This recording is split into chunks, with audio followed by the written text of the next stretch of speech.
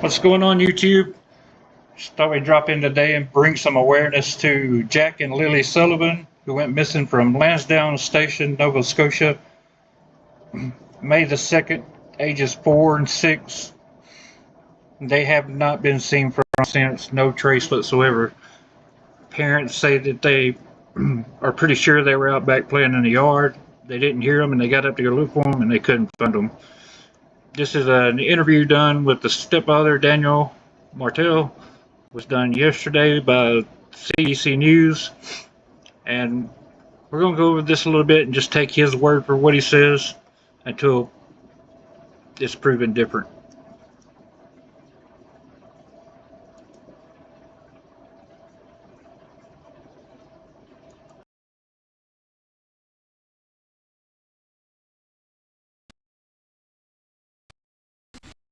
Weeks since Daniel Martel has seen stepchildren. 6-year-old Lilly and 4-year-old Jack Sullivan were reported missing Friday, May 2nd, after they wandered out of their Pictou County home. They have not been found after weeks of extensive searching the heavily wooded area. Okay, let's come in there and say, I think the Royal Canadian Mounted Police have just dropped the ball in this case from the get-go here, unless they're holding some information we don't know about, but they've still been pleading for the public's help in finding these kids. They've been asking for camera footage from around the area.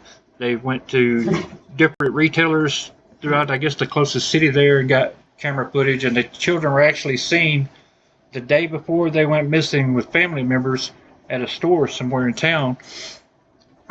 But the thing is, the day these kids were reported missing, there was also a report of a suspicious vehicle in the area, and I'm not sure if they ever tracked down the vehicle. And it's my belief that these kids, because the little girl, Lily, she got her backpack, and she's missing with it, and she took it with her. I'm not sure if she always played outside with her backpack or not, but they had been out of school for a couple of days, and I'm not sure if the parents got up and fed the kids that morning or anything, because it's a little confusing what they say about the last time they seen the kids and they heard the kids. Supposedly, he had seen the girl sticking her head in and out of the bedroom door, and they didn't get up out of bed till like 10 when they went to look for the kids, which leads me to believe they didn't get up and feed the kids that morning. I don't know. That's just speculation. But my thought is she got her backpack, and her brother went to school too, and they probably went down to the end of their driveway because I think that's where they found some footprints from the kids. I think they went there to wait on the school bus to go to school, and the parents just didn't know what they were doing, and they got abducted. And there was no Amber Alert issued or anything else, and the police waited 2 or 3 weeks before they went and asked for the film footage. So there's that. Every day when I wake up, it feels like I'm reliving a nightmare of May 2nd. But the main feelings from sadness have just turned to anger because there's no evidence as of after 1 month. And it's really taken a toll. On Friday, RCMP say ground search and rescue crews and police will return to the area this weekend, focusing on a nearby pipeline trail where a boot print was previously located. I know that they're working hard and they're using every resource they have, and it makes me hopeful because that's all we have at this point. So they say they found a boot print on this pipeline trail, and my question would be, is it one of the children's boot print? They haven't said if it's one of the children's or if it's an adult boot print. If it's an adult boot print, that could be very worrisome. It's worrisome if it's one of the children's boot print. I mean, it leads me to believe they might have been one of the children's boot print. But there's no sign of these kids. And yeah, they do have some wildlife in the area that could take down a small child pretty easy, but there's no sign of that. There's no clothes torn and strewn out. There's no backpack laying out.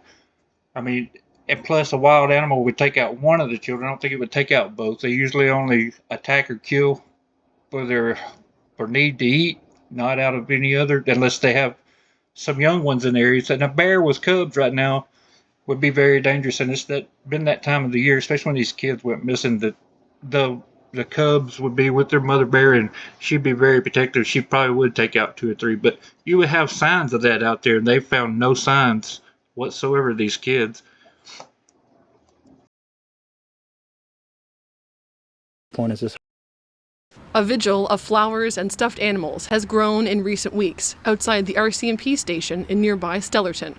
Since May 2nd, when Lilly and Jack went missing, people here in Pictou County are still struggling to understand what happened and why there are still no answers. Every day almost I go by the RCMP And there's also a lot of speculation out that the mom and the stepfather here, or her boyfriend, whatever you want to call him, had something to do with these kids coming up missing. I'm not going to buy into that just yet. I don't understand why they didn't issue an Amber Alert. I mean, it's not going to hurt anything, right? I mean, what's it going to hurt to issue an Amber Alert until you find the children? You can always cancel it. It's just hard to go back and reissue it a month later. I mean, nobody's looking at the time. There's a local alert issued, I think, for the immediate area, but there should have been a nationwide Amber Alert issued for these kids.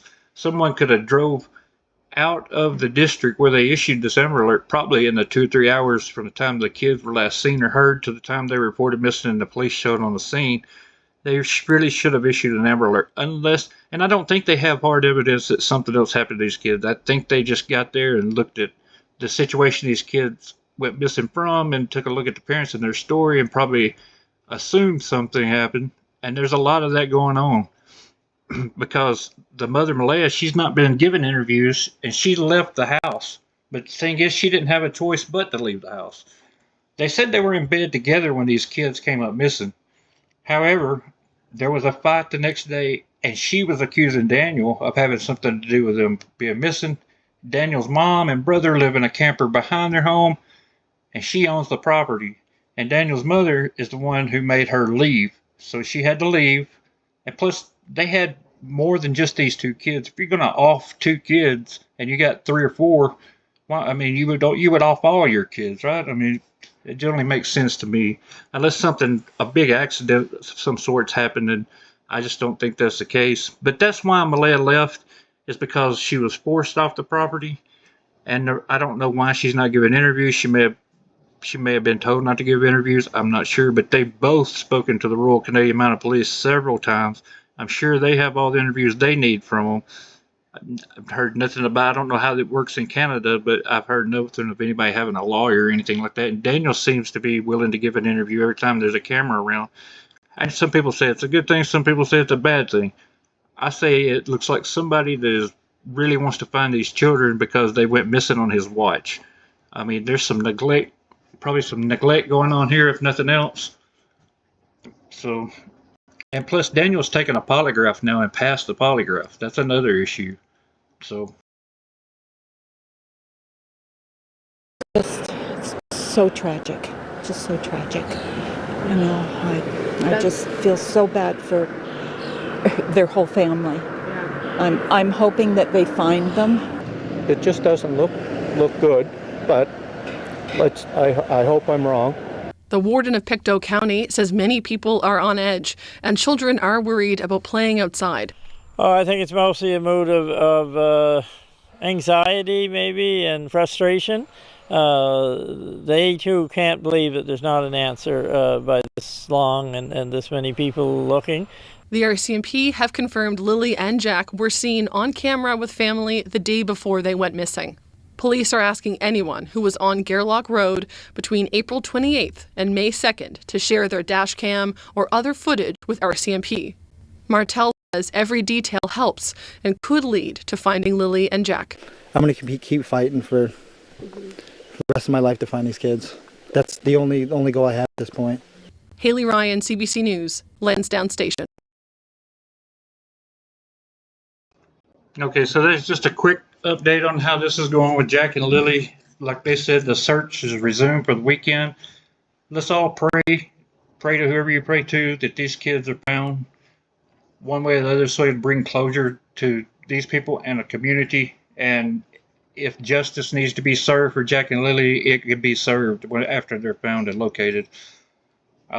If they are out in the woods somewhere lost, and I'm sure it's rough terrain, thick brush and everything else. If they're out there lost, it doesn't look good at all. If they've been abducted, they may still be alive, though. I just think the Royal Canadian Mounted Police may have went in and assumed something happened that didn't happen, and that may have backfired on them. But cross your fingers and toes. All right, thank you guys for stopping in today. Please like, share, subscribe, and we'll see you later.